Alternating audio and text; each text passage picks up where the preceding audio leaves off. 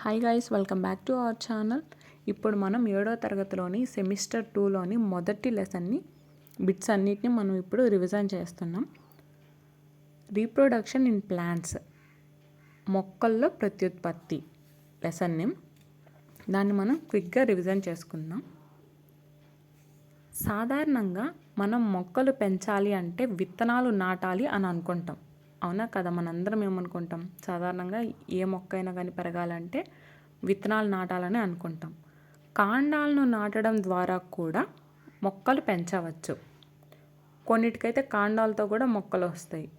గులాబీ చెట్లు మొదలైనవి ఉన్నాయి కదా కొన్ని. అలాంటి వాటికన్నిటికీ కాండాలతో కూడా మొక్కలు పెంచవచ్చు. అన్ని మొక్కలు కొత్త మొక్కలను ఉత్పత్తి చేయగల సామర్థ్యాన్ని కలిగి ఉంటాయి. ప్రతి మొక్కకి కొత్త మొక్కలను ఉత్పత్తి చేయగల సామర్థ్యం కలిగి ఉంటుంది. తమను పోలిన కొత్త వాటిని ఉత్పత్తి చేసే ఈ ప్రక్రియను ప్రత్యుత్పత్తి అంటారు. రీప్రొడక్షన్ అని అంటారు. ప్రత్యుత్పత్తి మొక్కల సంఖ్యలను పెంచడానికి మరియు వాటి మనుగడను కొనసాగించడానికి సహాయపడుతుంది. ప్రత్యుత్పత్తి లేకుండా ఏ ఒక్క జాతి ఉనికి ఉండదు. ఏ ఒక్క జాతికి ఉనికి ఉండదు. ప్రత్యుత్పత్తి విధానాలను ఇప్పుడు మనం చూద్దాం. ప్రత్యుత్పత్తి విధానాలంటే మోడ్స్ ఆఫ్ రీప్రొడక్షన్. సాధారణంగా మొక్కలు 2 రకాల ప్రత్యుత్పత్తి చెందుతాయి. విత్తనాల్లో మరియు విత్తనాలు లేకుండా ప్రత్యుత్పత్తి జరుగుతుంది. మొక్కల్లో విత్తనాల ద్వారా జరిగే ప్రతి ప్రత్యుత్పత్తి లైంగిక ప్రత్యుత్పత్తిగా ఉంటుంది. అంటే సెక్షువల్ రీప్రొడక్షన్. ఓకేనా? లైంగిక ప్రత్యుత్పత్తి అంటే సెక్షువల్ రీప్రొడక్షన్. విత్తనాలు లేకుండా జరిగే ప్రత్యుత్పత్తిని అలైంగిక ప్రత్యుత్పత్తి అంటారు. అంటే అసెక్షువల్ రీప్రొడక్షన్. చింతలో ప్రత్యుత్పత్తి, కరివేపాకులో ప్రత్యుత్పత్తి, అరటిలో ప్రత్యుత్పత్తి, కొత్తిమీరలో ప్రత్యుత్పత్తి, మునగాకులో ప్రత్యుత్పత్తి, అలాగే మల్లిలో కూడా ప్రత్యుత్పత్తి ఉంటుంది. కొన్ని మొక్కలు విత్తనాల ద్వారా ప్రత్యుత్పత్తి జరుగుతుంది. కొన్ని మొక్కలు విత్తనాలు కాకుండా ఇతర భాగాల ద్వారా ప్రత్యుత్పత్తి జరుపుతాయి. కొన్ని మొక్కలు 2 మార్గాలతో ప్రత్యుత్పత్తి జరుపుతాయి. అలైంగిక ప్రత్యుత్పత్తి అంటే అసెక్షువల్ రీప్రొడక్షన్. అలైంగిక ప్రత్యుత్పత్తిని విత్తనాలు కాకుండా ఇతర భాగాల ద్వారా మొక్కల్లో జరిగే ప్రత్యుత్పత్తిని అలైంగిక ప్రత్యుత్పత్తి అంటారు. ఏంటి? విత్తనాలు కాకుండా మొక్కలో జరిగే ప్రత్యుత్పత్తిని అలైంగిక ప్రత్యుత్పత్తి అంటారు. కొన్ని రకాల మొక్కలు ద్విధా విచిత్తి అంటే దాన్ని బడ్డింగ్ అని అంటాము. మొగ్గ తొడగటం అంటే ఫ్రాగ్మెంటేషన్ అని అంటాము. సిద్ధ బీజాలు ఏర్పడటం, దీనిని ఇంగ్లీష్లో స్పోర్ ఫార్మేషన్ అంటారు. మొదలైన వివిధ అలైంగిక విధానాల ద్వారా ప్రత్యుత్పత్తి చెందుతాయి. కొన్ని మొక్కల్లో అలైంగిక ప్రత్యుత్పత్తి శాఖీయోత్పత్తి పద్ధతిలో జరుగుతుంది.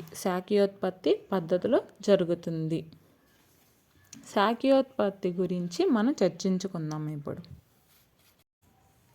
ఇప్పుడు మనం శాఖీయోత్పత్తి అంటే ఏంటో తెలుసుకుందాం. దీన్ని ఇంగ్లీష్లో వెజిటేటివ్ ప్రాపగేషన్ అని అంటారు. వెజిటేటివ్ ప్రాపగేషన్ అని అంటారు. కొన్ని మొక్కల్లో కాండం, వేర్లు మరియు ఆకు వంటి కొన్ని వృక్ష భాగాల ద్వారా అలైంగిక ప్రత్యుత్పత్తి జరుగుతుంది. అలైంగిక అంటే అసెక్షువల్ రీప్రొడక్షన్ జరుగుతుంది. మందార మొక్కలో శాఖీయోత్పత్తి ద్వారా కొత్త మొక్కలు వస్తాయి. మందార మొక్కల్లో శాఖీయోత్పత్తి ఉపయోగపడే భాగము ఏంటంటే కాండము. మందార మొక్కలోని కాండము శాఖీయోత్పత్తికి ఉపయోగపడుతుంది. అరటి పిలకలను ఏమంటారు? సక్కర్స్ అని అంటారు. అరటి మొక్కలు పెరిగే కొద్దీ తల్లి మొక్క అడుగు భాగం నుండి చిన్న కొత్త మొక్క పైకి లేస్తుంది. ఈ చిన్న కొత్త మొక్కను తీసి వేరుగా పెంచుతారు. అరటిలో శాఖీయోత్పత్తి పిలకల ద్వారా జరుగుతుంది. ఎక్కడ జరుగుతుంది? వాటి పిలకల ద్వారా జరుగుతుంది. చెరుకులో శాఖీయోత్పత్తి వేటి ద్వారా జరుగుతుంది? కనుపుల ద్వారా జరుగుతుంది. చెరుకులో కనీసం ఒక కనుపు ఉన్న చెరుకు గడను తీసుకొని నేలలో నాటి కొన్ని రోజులు కనుపు నుంచి కొత్త మొక్క అభివృద్ధి చెందుతుంది. వేసవి కాలంలో సాధారణంగా మల్లె పువ్వులను, శీతాకాలంలో చామంతి పువ్వులను పండిస్తారు. మల్లె మరియు చామంతి పూలకి భూమిలో ఉన్న పెద్ద మొక్కల కాండం నుంచి చిన్న మొక్కలు వస్తాయి. పెద్ద మొక్కల కాండం నుంచి చిన్న మొక్కలు వస్తూ ఉంటాయి. వాటిని వేరు చేసి కొత్త మొక్కలుగా నాటుతాము. వాటినే మనం కట్ చేసి పక్కన నాటితే కొత్త మొక్కలు వస్తాయి.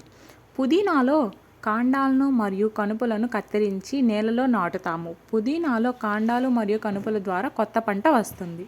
దీన్ని కూడా అంతే. బంగాళాదుంపల్లో శాఖీయ ఉత్పత్తి కన్నుల ద్వారా జరుగుతుంది.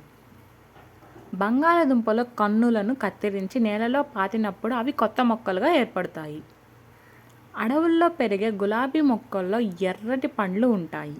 అరటి పండ్లలో విత్తనాలు ఉంటాయి. నందివర్ధనం, మందారాల్లో కూడా విత్తనాలు ఉంటాయి. మన చుట్టూ పెరుగుతున్న అరటి, గులాబీ మొక్కలకు విత్తనాలు ఉండవు. అరటికి, గులాబీ మొక్కలకి విత్తనాలు ఉండవు. మన పూర్వీకులు అడవిలో పెరుగుతున్న ఈ మొక్కల విత్తనాలతోనే మొక్కలను పెంచారు. చాలా తరాల పాటు అనుకూలమైన లక్షణాలు గల మొక్కలుగా వీటిని పెంచేందుకు చేసిన ప్రయత్నంలో ఇవి విత్తనాలు లేని మొక్కలుగా మారిపోయాయి. పంట మొక్కల వ్యాప్తిలో సహజ శాఖీయోత్పత్తి పద్ధతి ప్రముఖ పాత్ర వహిస్తుంది. మొక్కలకు గల ఈ శాఖీయ భాగాల లక్షణాలను బట్టి కొన్ని కృత్రిమ శాఖీయ ఉత్పత్తి పద్ధతులను అభివృద్ధి చేశారు. కృత్రిమ శాఖీయ ఉత్పత్తి అందులోని నేలంటు గురించి చూద్దాము. నేలంటు ఈ పద్ధతిని మల్లె, జాజి, స్ట్రాబెర్రీ మొదలైన పాకే కాండంతో ఉండే మొక్కల ఉత్పత్తి చేయడానికి ఉపయోగపడుతుంది. ఏంటంటే మల్లె, జాజి, స్ట్రాబెర్రీ మొదలైనవి పాకేటివి. ఓకేనా? అసలు నేలంటు అంటే ఏంటి, ఎలా చేస్తారో ఇప్పుడు మనం చూద్దాం. నేలకు దగ్గరగా పెరిగే కొమ్మలతో నేలంట్లు కడతారు. నేలకు దగ్గరగా పెరిగే కొమ్మలతో నేలంటు కడతారు. కాండంపై ఒక చోట బెరడు తొలగిస్తారు. బెరడు తొలగించిన భాగాన్ని మట్టిలోకి ఉంచి మట్టి కప్పి పైన బరువు ఉంచుతారు. బెరడును తొలగించి ఆ భాగం పైన మట్టి కప్పి దాని మీద బరువు ఉంచుతారు.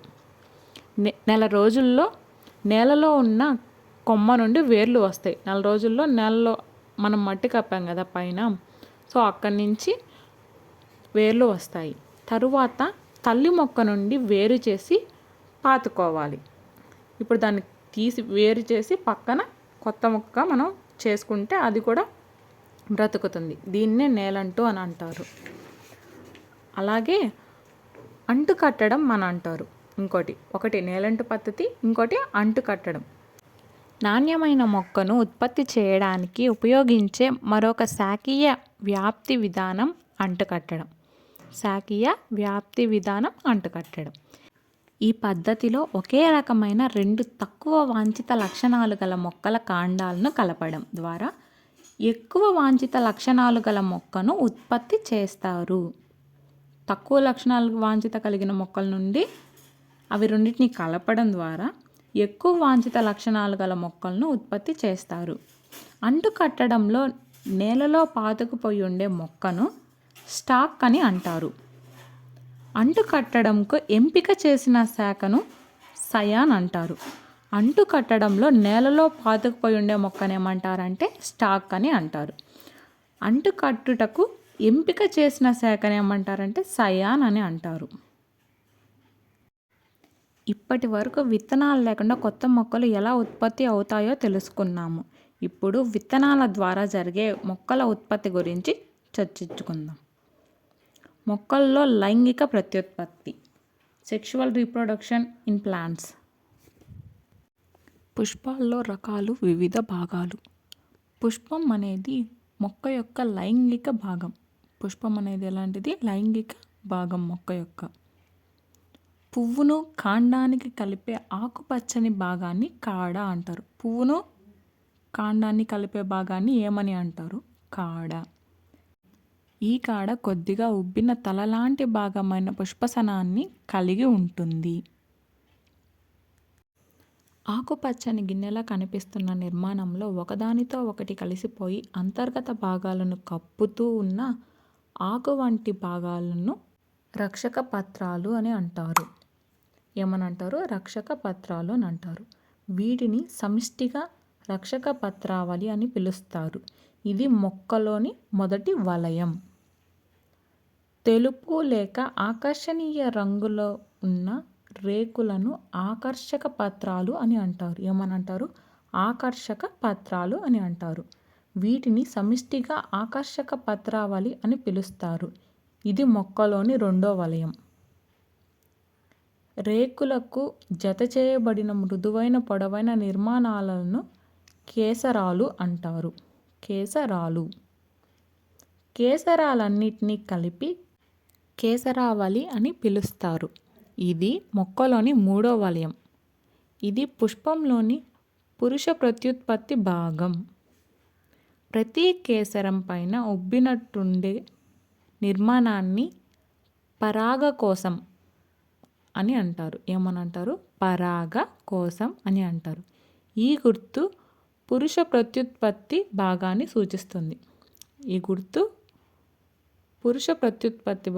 సూచిస్తుంది. పుష్పాసనంపై ఉన్న ఉబ్బిన నిర్మాణాన్ని అండాశయం అంటారు. ఉబ్బిన నిర్మాణాన్ని ఏమంటారంటే అండాశయం అని అంటారు. ఇది ఒక సన్నని నాళం లాంటి నిర్మాణమైన కీలముగా కొనసాగుతుంది.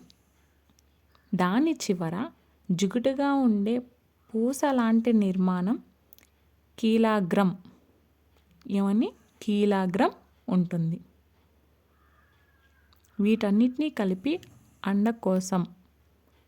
ఇది మొక్కలో నాలుగో వలయం అంటారు.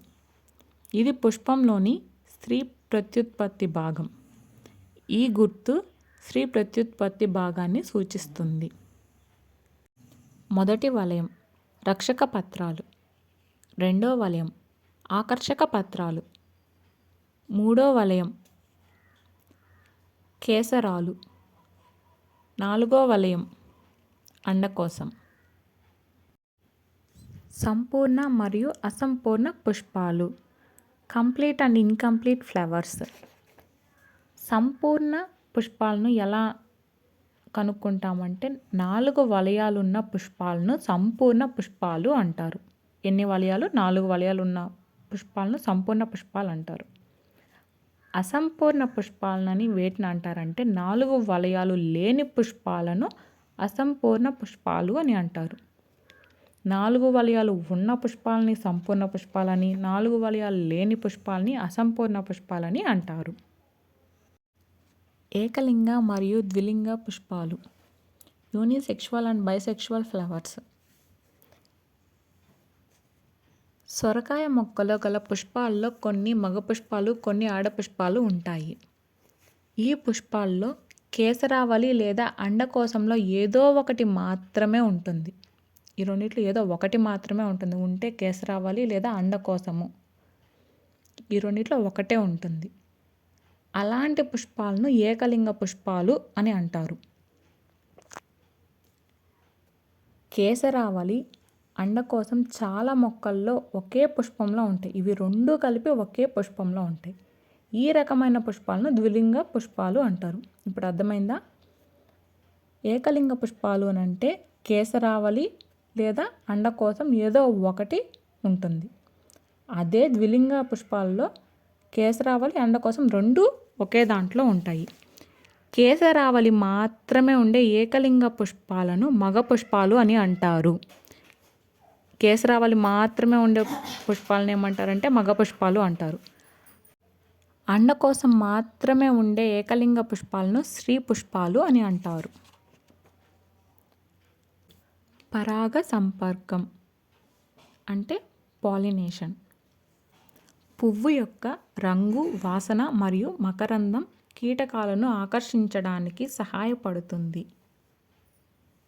కీటకాలు మకరందాన్ని అన్వేషిస్తూ పుప్పొడి రేణువులను ఒక పువ్వు నుంచి మరొక పువ్వుకు బదిలీ చేస్తాయి. పరాగ రేణువులను పరాగకోశం నుంచి కీలగ్రానికి బదిలీ చేసే ప్రక్రియను పరాగ సంపర్కం అంటారు. పరాణ రేణువులను పరాగకోశ నుంచి కీలగ్రానికి బదిలీ చేసే ప్రక్రియను ఏమంటారు? పరాగ సంపర్కం అని అంటారు. పరాగ రేణువులు ఒకే పుష్పంలోని పరాగకోశం నుండి అదే పుష్పంలోని కీలగ్రానికి చేరినట్లయితే దానిని స్వపరాగ సంపర్కం అంటారు. స్వపరాగ సంపర్కం అంటారు. ఒక పుష్పంలోని పరాగకోశం నుండి విడుదలైన పూరక రేణువులు మరో పుష్పంలోని కీలగ్రాన్ని చేరినప్పుడు జరిగే పరాగ సంపర్కాన్ని పరపరాగ సంపర్కం అంటారు. పరపరాగ సంపర్కం అని అంటారు. కీటకాలు, పక్షులు, జంతువులు, గాలి మరియు నీటి ద్వారా పుప్పొడి రేణువులు పుష్పాలకు చేరుకుంటాయి. కీలగ్రంపై పడిన పుప్పొడి రేణువులు మొలకెత్తుతాయి. పుప్పొడి రేణువుల నుండి పరాగనాళం ఏర్పడుతుంది. పరాగనాళం కీలగ్రం నుండి అండాశయంలోని అండాల వరకు ప్రయాణిస్తుంది. అండకోశంలో ఫలదీకరణం జరిగి సంయుక్త బీజం ఏర్పడటం జరుగుతుంది. అండకోశంలో ఫలదీకరణం జరిగి సంయుక్త బీజం ఏర్పడటం జరుగుతుంది. ఈ సంయుక్త బీజం పిండంగా అభివృద్ధి చెందుతుంది. ఫలదీకరణం తర్వాత అండాశయం పెద్దదై ఫలంగా మారుతుంది. మిగిలిన పుష్ప భాగాలు రాలిపోతాయి. అండాలు విత్తనాలై అభివృద్ధి చెందుతాయి. ప్రత్తి వంటి కొన్ని మొక్కల్లో ఫలదీకరణం చెందిన తర్వాత పుష్పాల రంగు మారుతుంది. ప్రత్తి పంటలో పుష్పించడం, ఫలదీకరించడాన్ని పరిశీలించడం చాలా ఆసక్తికరంగా ఉంటుంది. మొదటి రోజు ప్రతి పుష్పాలు పసుపు తెలుపు రంగులో ఉండి పుప్పొడిని రాల్చి స్వపరాగ సంపర్కం చేస్తాయి. మరుసటి రోజు అవి ఎర్రటి గులాబీ రంగులోకి మారి ముడుచుకోవడం ప్రారంభిస్తాయి. ఆ మరుసటి రోజు అవి మొక్క నుండి రాలిపోతాయి. ఫలదీకరణం విజయవంతమైతే అపరిపక్వ పత్తికాయ ఏర్పడడం ప్రారంభమవుతుంది. ఈ ప్రక్రియ మొదటి రోజు తెల్లగా, మరుసటి రోజు ఎర్రగా, పుట్టినాక మూడో రోజు మృత్యువునే చేరగా అనే పాశ్చాత్య వైరాగ్య గీతానికి దారి తీస్తుంది. ఇంతటితో ఈ లెసన్ పూర్తయింది. ఒక 3 క్వశ్చన్స్ వేస్తాను. మీకు ఆన్సర్ తెలిస్తే కామెంట్ చేయండి. ఆకుల ద్వారా ప్రత్యుత్పత్తి చేసే మొక్క ఏ మొక్క మీకు తెలిస్తే ఆన్సర్ కామెంట్ చేయండి. సెకండ్ వన్, మొక్కలో ప్రత్యుత్పత్తి భాగం ఎక్కడ జరుగుతుంది? థర్డ్ వన్, పరాగ సంపర్క కారకాలు ఏవేవో మీకు తెలిస్తే కామెంట్ చేయండి. ఇలాంటి మరెన్నో వీడియోస్ కోసం మా ఛానల్ని సబ్స్క్రైబ్ చేయడం మర్చిపోకండి. Thanks for watching.